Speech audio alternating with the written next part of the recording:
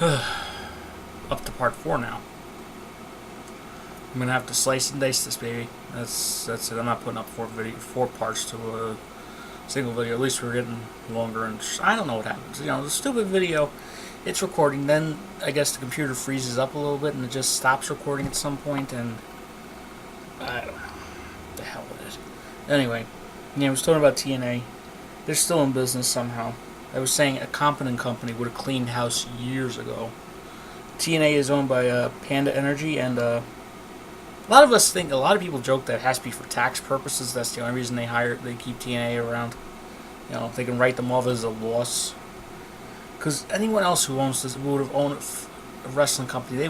First thing they would do, they would just look around at who's in charge, who's what, and say, "You're fired. You're fired. You're fired. You're fired. You're fired. You're fired. You're fired." They would clean house, bring in people who know what they're doing. Not TNA. They just keep the same people around, and if you complain, well, then you're fired.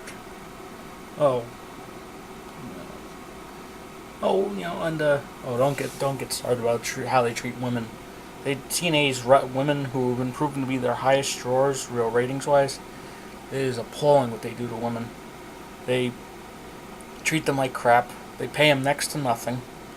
And they had Gail Kim, Awesome Kong, and ODB. 3 proven draws for this company, and they all let them go because they didn't want to pay them extra money. They didn't want to pay them a couple $100 more. Gail Kim, at least now she's with Daniel Bryan. That was funny as hell.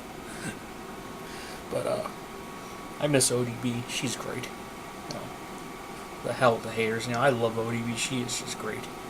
She should. TNA missed the ball on her so many times. When she finally won the women's championship over there, it was way too late. It was at least a year and a half way too late. But she made the most of it. She was over as hell. So of course in TNA, when somebody's that over as hell, they do everything to make them look like crap. Go figure. I never could understand that one with wrestling. You got the people that the promoter wants over don't get over, but somebody gets over on their own somehow. So instead of rewarding them and using this momentum, they say, no. You got to stop everything that you're doing. You got to stop everything you're doing. We don't like that. And the fans just go, oh, of course. So yeah, that's the story of TNA in a nutshell. Somebody gets over, the people running TNA don't like it, and they end up sabotaging somebody. At least the other night on Monday Night Raw, we had a good women's match. It was Natalya and Melina, and they just beat the living hell out of each other. And Melina, God bless her. I mean, she must be a contortionist of some sort. And John Morrison, you are a very lucky man, because Natalya got Melina into the sharpshooter, and say this is her, legs when she's putting it, her back, and her back was like just bent like this. Her legs and back bent like that. It was like the most painful damn thing I have ever seen. So yeah, if you find the video or the pictures online, just look at it, and it's amazing how Melina can walk after that. I mean, I could just feel every disc in my back going snap, crackle, pop. I can only imagine what she must have felt. Well, like I said, John Morrison, you're a very lucky man. There was a blog that was posted online by some guy who was supposedly an ex-WWE writer, and he said the reason why John Morrison will never reach the top level in the WWE is because Vince McMahon doesn't see him as a man. A few years ago, old Dave Batista, he was let's just say he was banging Melina. They started dating on the road, and he was banging her, and he basically stole her from John Morrison. And John Morrison said, "Okay." Most red-blooded American men, if they had a woman like Melina, and some guy just took her from him, they would at least put up a fight. Not Morrison. He just said, "Okay, whatever."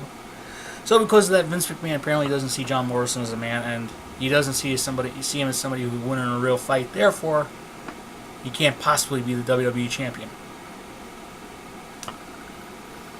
You know, it's things like this that that's why we say Vince is a schmuck sometimes. Very successful at what he's done, but he really is a schmuck when it comes to this stuff. He's stubborn too. So, other than that, there's not much going on. Oscar picks came out, and the Oscars, and it's a race between. I say the King's Speech is going to win because it seems like to be the movie that would be the best pick with Oscar winners, Oscar voters, I should say. There's probably a dark horse for Social Network.